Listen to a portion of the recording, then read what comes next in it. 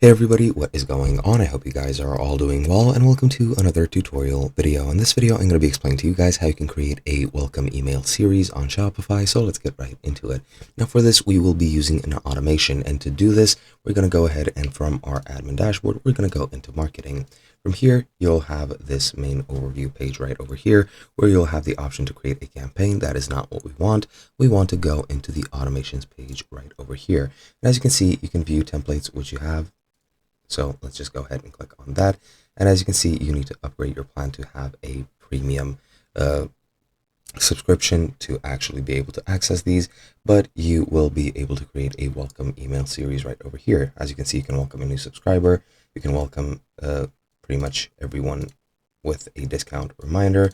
If you want, you also have the welcome VIP customers email template, and you can just use that template as is, or you can go ahead and edit it once you actually select it.